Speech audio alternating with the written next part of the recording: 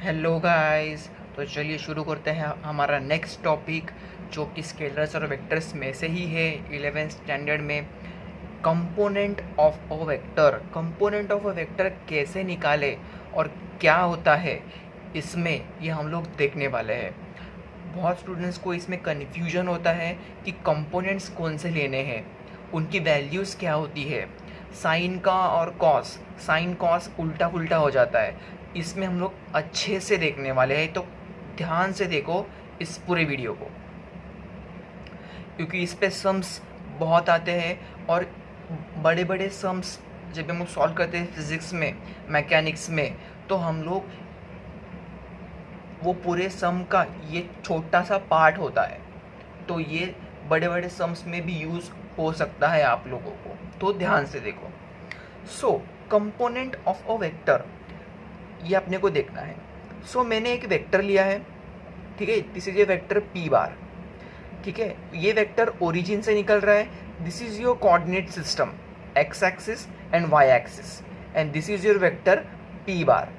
So this p bar is making an angle of theta with x axis.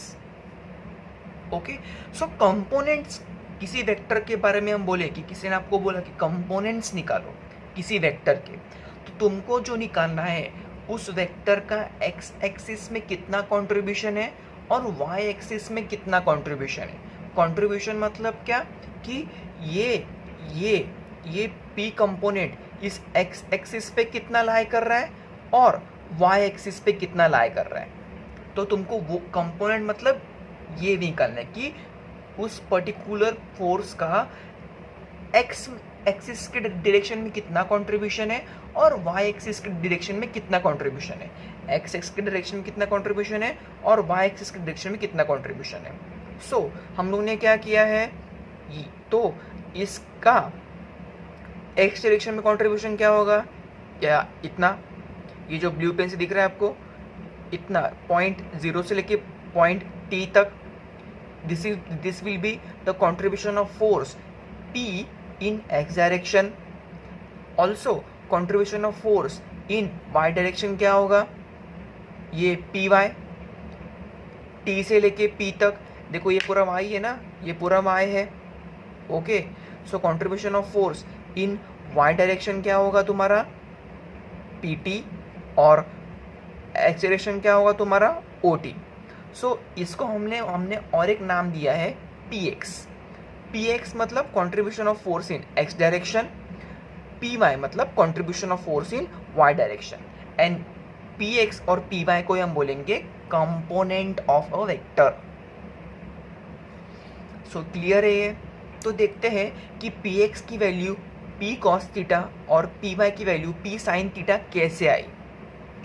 लोगों को यही confusion होता है, वो लोग px में साइन डाल देते हैं और py में कॉस डाल देते हैं। तो मैंने बोला था साइन कॉस का कन्फ्यूजन होगा, तो ये कन्फ्यूजन हम इस वीडियो लेक्चर में दूर करेंगे।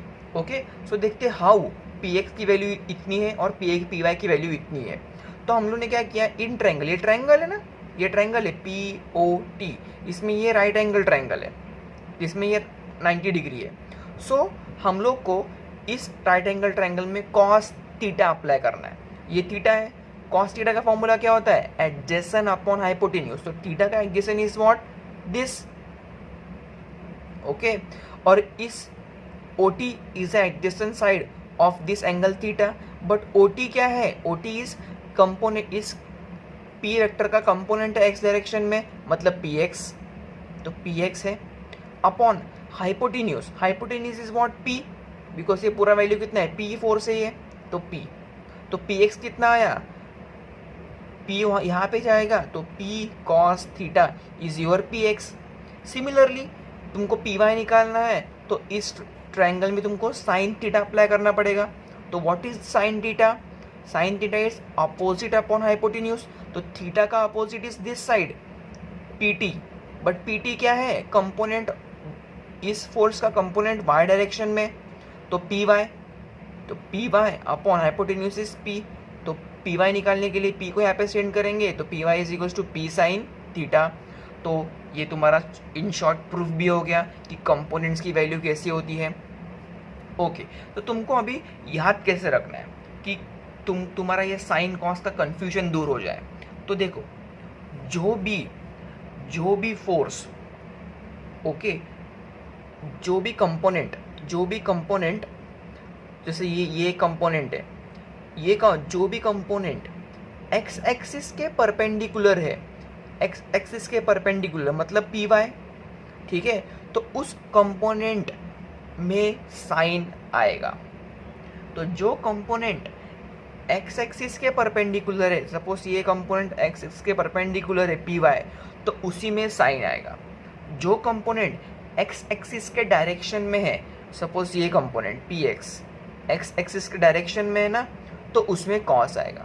तो तुम्हारा कन्फ्यूजन भी दूर हो गया। जो कंपोनेंट परपेंडिकुलर उसमें साइन, जो कंपोनेंट एक्स एक्सिस के डायरेक्शन में उसमें कॉस, खत्म। तो इसीलिए हमने एक एग्जांपल लिया है, तो तुमको एक पूरा क्लियर हो जाएगा। क्या है एग्जांपल में? Calculate contribution of force on x and y. Contribution of force on x and y, इसका मतलब क्या निकालना है अपने को? We have to calculate the component of the force in x and the y direction. Okay, तो तुमको यहाँ पे फोर्स भी दिया होगा। देखो यहाँ पे इसने फिगर दिया है, ये व्हील है, ये क्या बोलते हैं उसको, एक टॉय है। टॉय को हमने रस्सी बांधा है और टॉय को हम लोग खींचते हैं ना, वैसे हमने यहाँ पे खींचा है, ठीक है। तो ये तुम्हारा फोर्स हो गया, ठीक है। एफ कितने न्यूटन का फोर्स लगा है हम लोगों ने? 5 न्यूटन का। तो इस फोर्स का कंपोनेंट मतलब एक्स एंड वाई डायरेक्शन में कितना कंट्रीब्यूशन है, इसके लिए मैंने यहाँ पे पहले कोऑर्डिनेट सिस्टम बना लिया है, x axis and y axis. तो फोर्स का, इस फोर्स का एक्स डायरेक्शन में कंपोनेंट कितना होगा? एफ एक्स, बराबर। जैसे यहाँ पे P था तो PX लिया था, वैसे यहाँ पे F है तो FX लेंगे। वैसा ही इसका कंट्रीब्यूशन y डायरेक्शन में कितना होगा? FY। ओके, जैसे यहाँ पे P था तो PY लिया था और यहाँ पे FY लेंगे। अब अपने को निकालना क्या है? FX और FY, बिकॉज यही तो कंट्रीब्यूशन ऑफ फोर्स है x एंड y डायरेक्शन में। तो FX कितना है? जो कंपोनेंट x डायरेक्शन में है उसमें कॉस आएगा, तो F कॉस थीटा। वैसे यहाँ पे P कॉस थीटा था, तो ये फोर्स इंटू कॉस थीटा तुम्हारा FX बनेगा। ओके, F कितना है? 5 न्यूटन का, तो 5 आएगा। कॉस थीटा कितना है तुमको दिया है? थीटा एंगल 30 डिग्री, तो कॉस 30 की वैल्यू पुट करेंगे √3/2 और ये तुम्हारा आंसर हो गया FX का न्यूटन में। वैसे FY क्या है? FY अभी ये परपेंडिकुलर कंपोनेंट है, मतलब इसमें साइन आएगा, तो F साइन थीटा। F की वैल्यू कितनी है? 5 साइन थीटा, थीटा कितना है? 30 डिग्री, तो 5 साइन 30 इज हाफ, तो ये तुम्हारा आंसर हो गया। ओके, सो ऐसे हम लोग कंपोनेंट ऑफ वेक्टर्स निकालते हैं। बहुत ईजी है, बस तुमको कंसेप्ट समझ में आना चाहिए। So thanks for watching and please like, share and subscribe.